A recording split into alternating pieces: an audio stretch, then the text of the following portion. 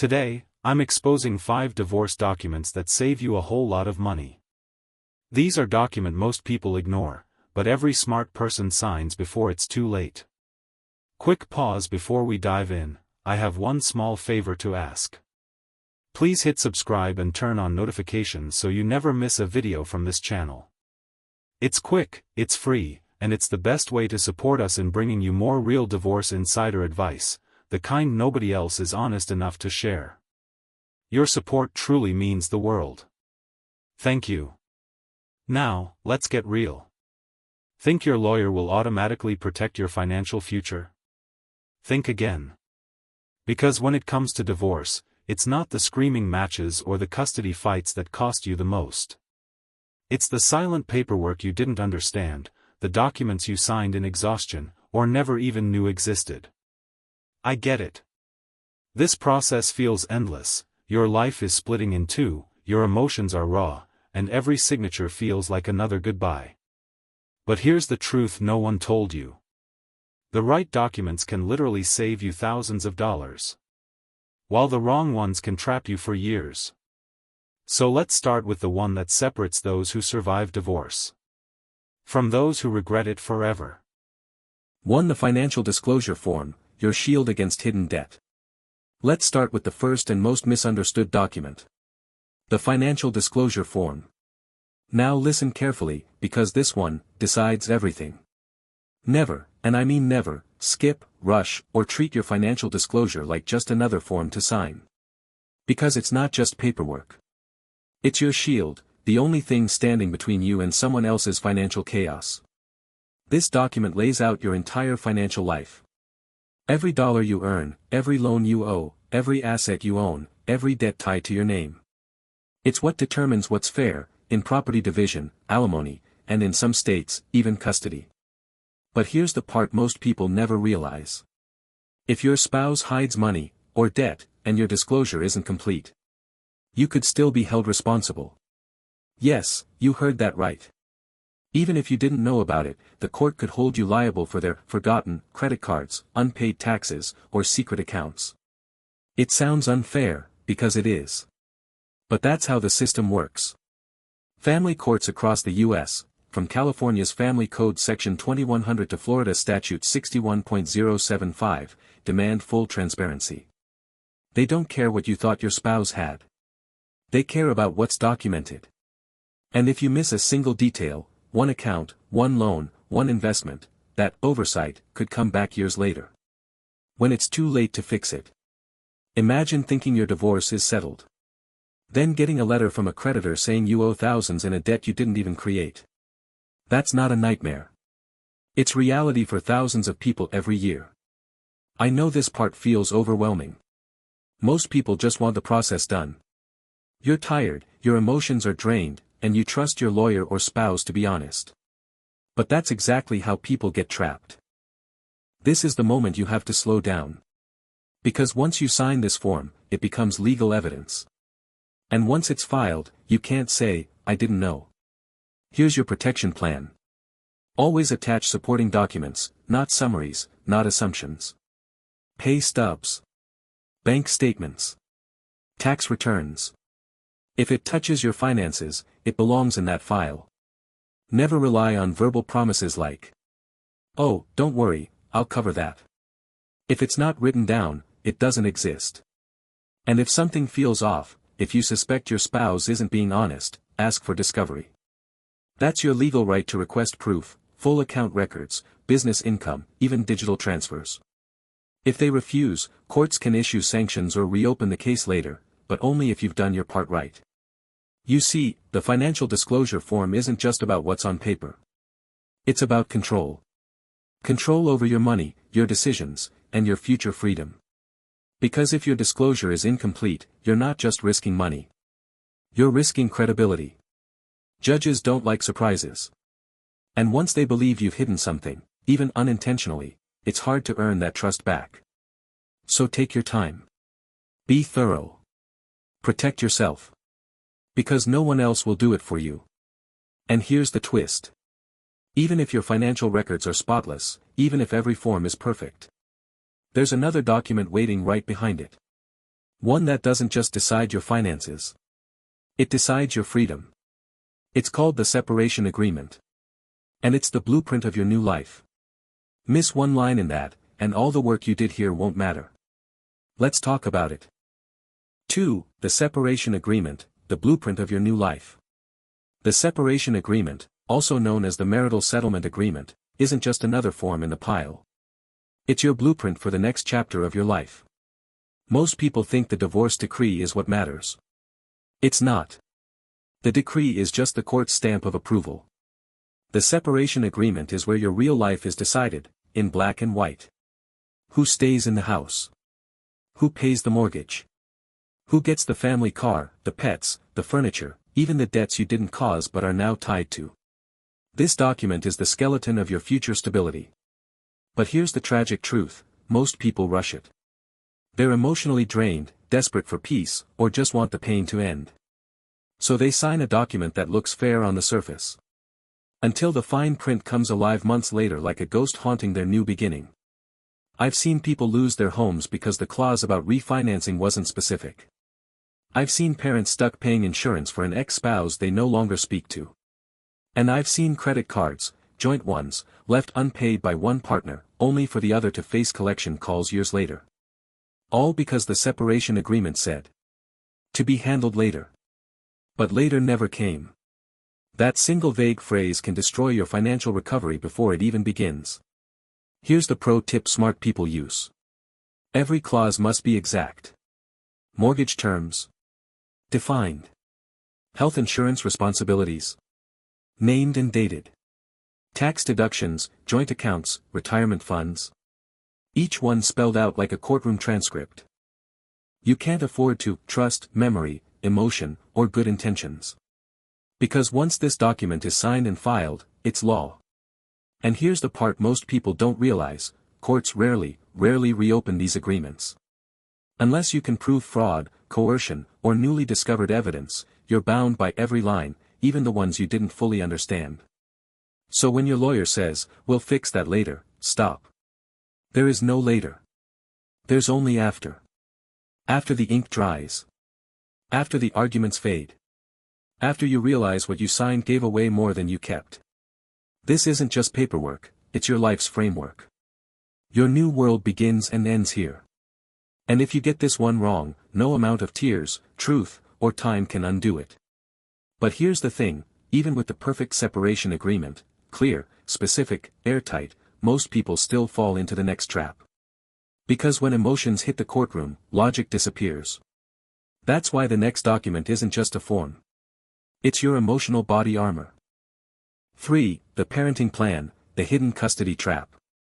If you have kids, the parenting plan isn't just a document, it's the rulebook for the rest of your family's life. And if you get it wrong, no lawyer, no therapist, no amount of co-parenting communication can save you from the chaos that follows. This paper, simple as it looks, decides everything. Who gets to make decisions about school, health, religion, and travel? Who spends weekends, holidays, and birthdays with the kids? When they can call you, visit you, or even FaceTime you. It's not just ink on paper, it's the calendar your children will grow up living by.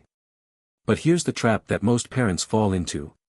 They treat the parenting plan like a formality, something to fill out later. They assume they'll stay civil, that they'll figure it out as they go. Until one day, emotions flare, and that goodwill turns into war.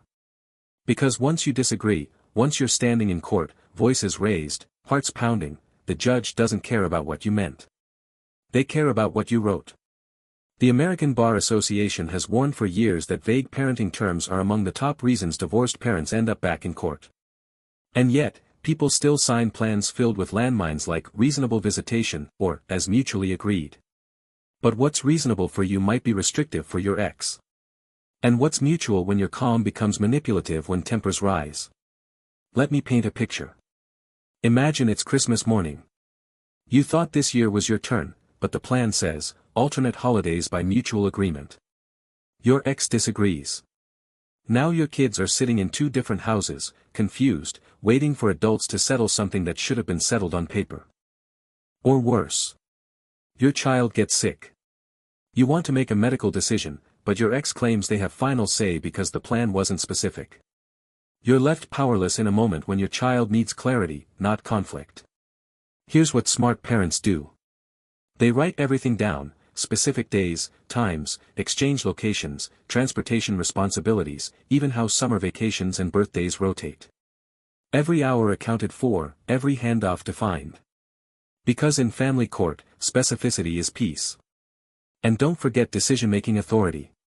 Will it be joint or sole? Who has the final say if there's a disagreement about education, healthcare, or religion? Judges don't want to parent your kids, they want to enforce agreements. If yours isn't clear, the court decides for you. So take it seriously. Because the parenting plan isn't just for now, it's for when you don't get along. It's for when communication breaks down, and emotions cloud judgment. That's when the plan becomes your lifeline, the one thing standing between chaos and calm. And here's the kicker: once it's signed, it's incredibly hard to change.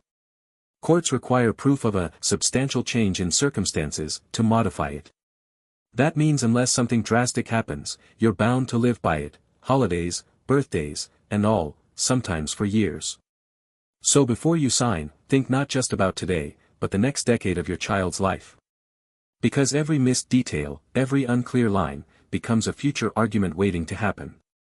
And if you think custody issues are the hardest part, wait till you see the document that decides who controls the money once everything else falls apart. Up next, the QDRO, the financial time bomb most people never see coming until it's too late. If this part hit home for you, and you want more videos breaking down divorce paperwork in plain English, hit that like button. It tells YouTube this information matters and helps more people avoid costly mistakes.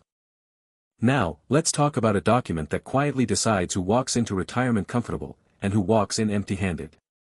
It's called the QDRO, short for Qualified Domestic Relations Order. Sounds dry, technical, maybe something your lawyer will handle later. But here's the truth: if you or your spouse have a 401k, a pension, or any employer-sponsored retirement plan, this one form could mean the difference between financial freedom and starting over at zero.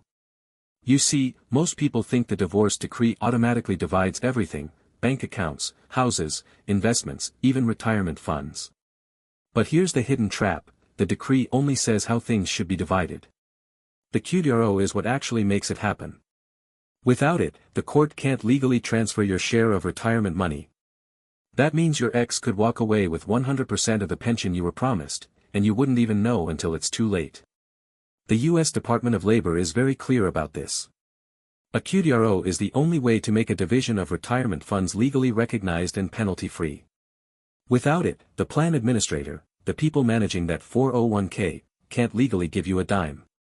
And here's the kicker: thousands of divorced people every single year lose millions in retirement benefits.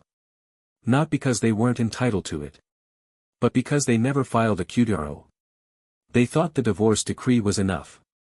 They trusted their lawyer to take care of it. And by the time they found out, the window had closed, permanently. Let me give you a real example. A woman in her 50s finalized her divorce after 20 years of marriage. The court awarded her half of her husband's pension, on paper. But the QDRO was never filed. 5 years later, her ex retired, withdrew the entire amount, and she got nothing.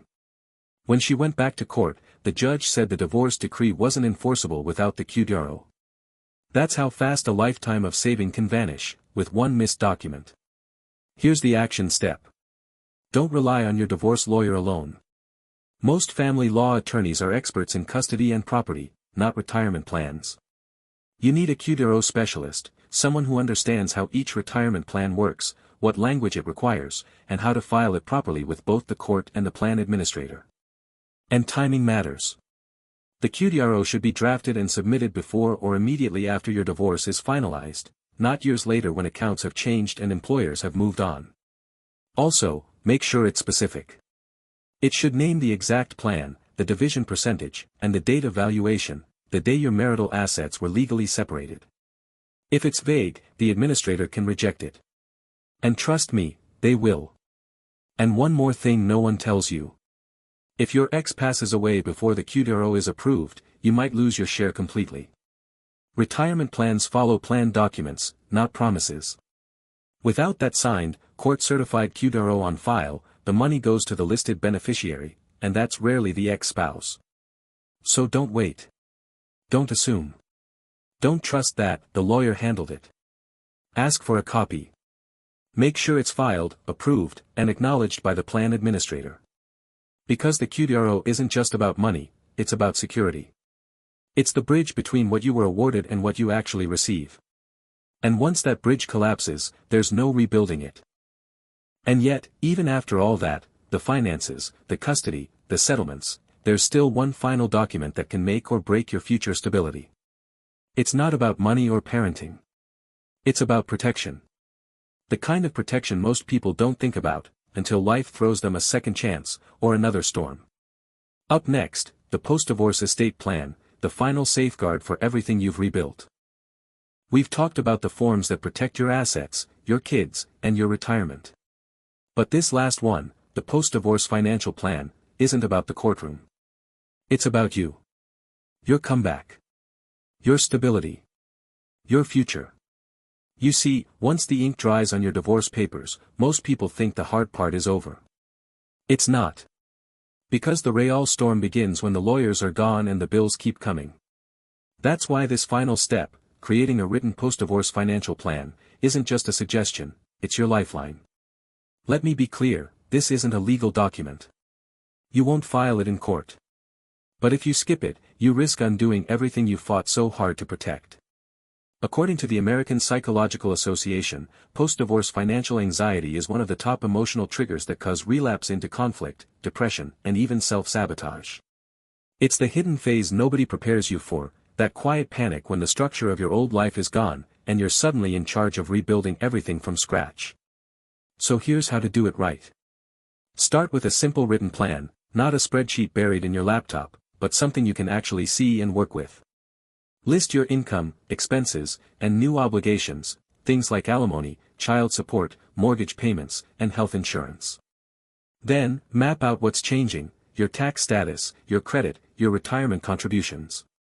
Because here's the truth, the system doesn't automatically adjust for your new reality, you have to.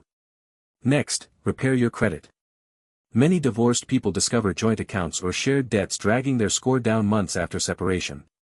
Pull your credit report from all three bureaus, Experian, TransUnion, and Equifax, and look for accounts that still have both names. Close or refinance anything shared. You don't want to wake up one morning with a collections notice for something your ex forgot to pay. Now, update your insurance and beneficiaries. This part shocks people every time. There are thousands of ex-spouses across the U.S. still listed as beneficiaries on life insurance and retirement accounts, even years after the divorce. That means if something happens to you, your ex could still inherit everything. Your kids or your new partner. Left with nothing. It happens more often than you think, because people simply forget. Practical tip, within 30 days of finalizing your divorce, review every policy and account. 1. Life insurance. 2. Health insurance. 3. Employer benefits. 4. Bank accounts. 5. 401k or IRA. And yes, update your will. It's not just about money, it's about control. Your post-divorce will should reflect your new life, your new priorities, your new people, your new future. And finally, rebuild your financial confidence. If you've spent years depending on someone else to manage the finances, that ends now. Take a personal finance class, work with a certified financial planner, or even just track your spending weekly. You don't have to be perfect, you just have to be present. Because here's the truth no one tells you. Divorce doesn't just divide your past, it gives you a blank page to rewrite your future. And your financial plan is the pen that writes it. So don't let fear or fatigue stop you from finishing strong. The court can divide your assets, but only you can rebuild your stability. And that starts the moment you sit down, take a breath, and start mapping your comeback, one clear, confident step at a time. If you've made it this far, you're already ahead of most people going through divorce. I've created an entire playlist on Divorce Documents Explained, go watch that next to protect yourself even further. Let's take a moment to pull it all together, because what you just heard might be the difference between surviving divorce and rebuilding after it. The 5 documents that protect your sanity, your money, and your future are simple on paper, but life-changing in reality. 1. The financial disclosure form, your shield against hidden debt and surprise liabilities. 2. The separation agreement, the blueprint of your new life. 3. The parenting plan, the hidden custody trap that can either protect or destroy co-parenting peace. 4. The QDRO, the key to keeping your rightful share of retirement funds. 5. And finally, the post-divorce financial plan, your silent game changer, the one that turns survival into stability. Each one isn't just a document, it's a decision. A decision to stop reacting, and start strategizing. Because divorce isn't just a legal process, it's a power shift. It's about taking back control over your time, your money, and your future. And here's the hard truth. Most people don't lose in divorce because of the courtroom drama. They lose in the paperwork, in the small details they didn't understand, the forms they rushed, the blanks they left for later. Don't be one of them. If you take anything from this video, let it be this. Knowledge is your best protection. Every signature, every clause, every line you understand gives you one more piece of your power back. I know this journey is painful. You're not just signing papers, you're saying goodbye to a version of your life. But here's the truth, endings create space for strategy.